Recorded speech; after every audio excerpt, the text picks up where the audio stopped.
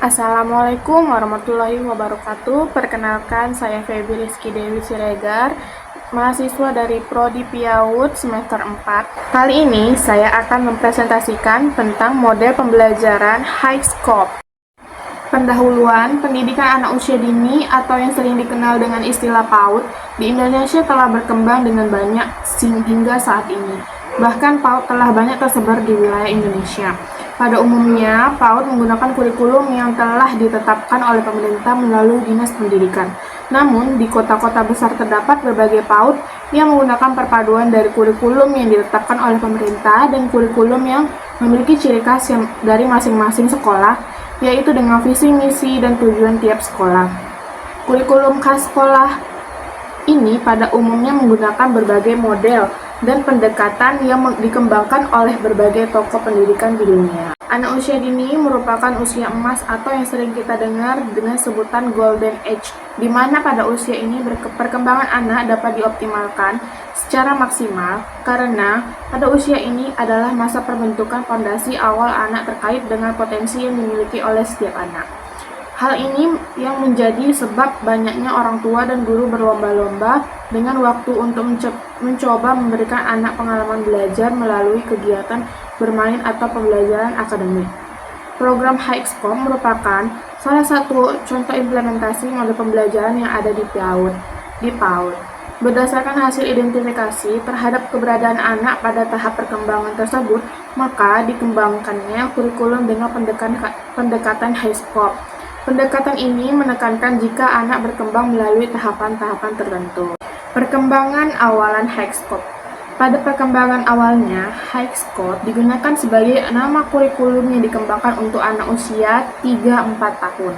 Pada perkembangan berikutnya, nama High Scope digunakan sebagai suatu pendekatan yang digunakan dalam program penyelenggaraan PAUD. Pada tahun 1960-an, program ini ditujukan untuk anak-anak yang menghadapi kesulitan belajar atau disebut dengan anak luar biasa dengan situasi dan program sekolah dari lingkungan miskin di Ypsilanti, Michigan. Program ini ditujukan untuk mengatasi masalah-masalah negatif kemiskinan dalam sekolah bagi anak-anak di lingkungan tersebut. Tujuan jangka panjang proyek High Scope yang pertama, kemampuan anak dengan menggunakan berbagai macam kegiatan seni dan gerak.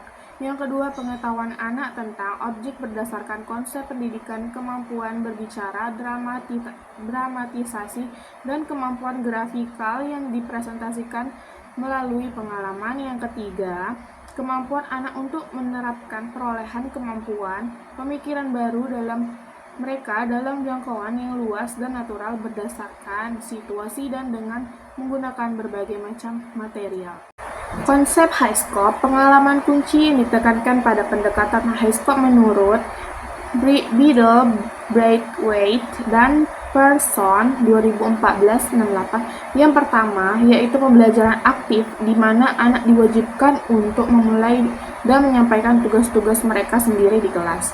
High Scope Education Research Foundation Jackson dalam L 2017 menyatakan bahwa elemen dasar kegiatan anak pada kurikulum High Scope adalah planning time untuk menentukan apa yang diinginkan anak dengan guru menanyakan langsung pada anak secara individu.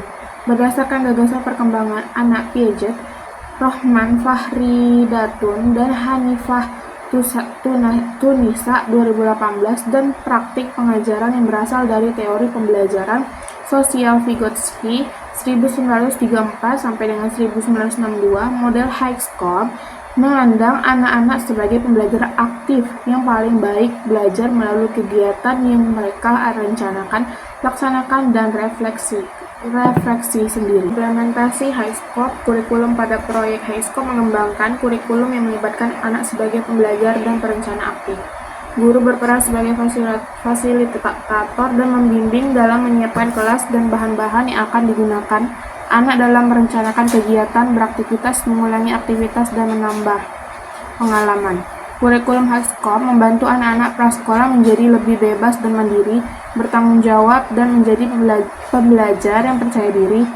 Dalam pembelajaran Highscope, anak-anak dilibatkan secara aktif dalam pembelajaran melalui penggunaan berbagai alat permainan yang ada.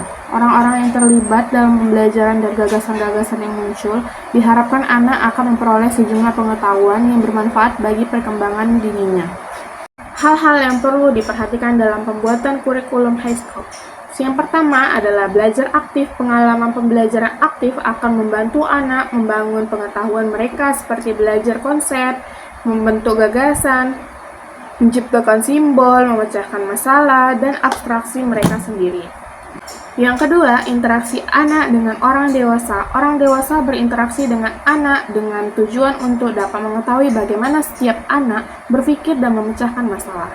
Orang dewasa juga mendukung motivasi dari dalam diri anak selama pembelajaran dengan cara mengatur jadwal dan lingkungan, mempertahankan iklim sosial yang suportif, mendukung penyelesaian konflik yang konstruktif, menginterpretasi tindakan anak-anak sebagai bagian dari kunci pengalaman, dan merencanakan pendalaman pembelajaran aktif yang berdasarkan minat dan kemampuan anak.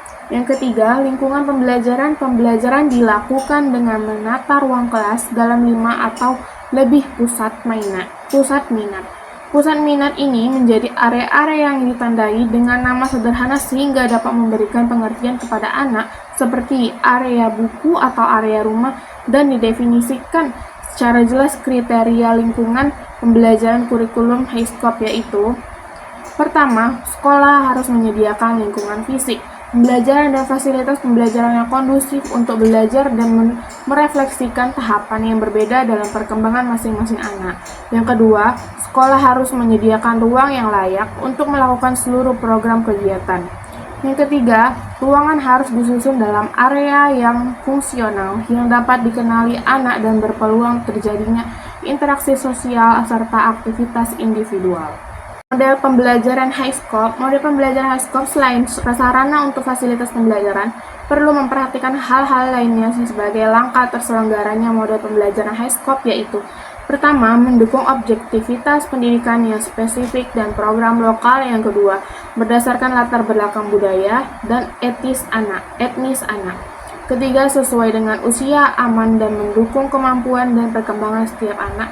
Yang keempat, mudah dijangkau, atraktif, dan mendorong minat penemuan anak. Yang kelima, lingkungan sekolah didesain untuk menyediakan berbagai jenis pengalaman belajar dan menyemangati setiap anak untuk melakukan eksperimen dan eksplorasi. Yang keenam, lingkungan sekolah harus aman dan tetap terjaga kondisi yang baik. Ketujuh, APE disimpan dalam tempat yang aman dan tetap dengan petunjuk yang jelas dalam kondisi yang baik. Asesmen Highscope. Selanjutnya, terkait kegiatan asesmen merupakan salah satu kunci yang memungkinkan untuk memahami tingkat perkembangan mental anak, mengidentifikasi minat yang dinyatakan, dan mengamati kunci pengalaman yang melibatkan setiap anak. Selain itu, guru-guru dalam kelas Highscope mencatat perilaku, pengalaman, dan minat anak. Mereka menggunakan catatan ini untuk menilai perkembangan dan merencanakan aktivitas yang akan datang untuk menunjang pertumbuhan dan perkembangan anak. Dalam proses asesmen ini, hal perlu diperhatikan adalah yang berkaitan dengan perencanaan kelompok, catatan pengamatan harian, dan kumpulan catatan rekaman setiap hari. Kesimpulannya adalah model pembelajaran Highscope memberi kebebasan pada anak bahwa sekolah bukan hanya mencetak anak yang sukses secara akademik, tetapi juga memiliki skill melatih kemandirian dan menumbuhkan rasa percaya diri anak. Maka dari itu, anak dibebaskan untuk merencanakan kegiatan mereka sendiri, dan orang dewasa adalah fasilitator yang mengarahkan dan mengingatkan mereka. Model Highscope juga mengajak anak untuk berempati, berkomunikasi, bekerjasama, dan mengerti orang lain. Mohon maaf apabila ada kesalahan dalam presentasi ini. Sekian dan terima kasih.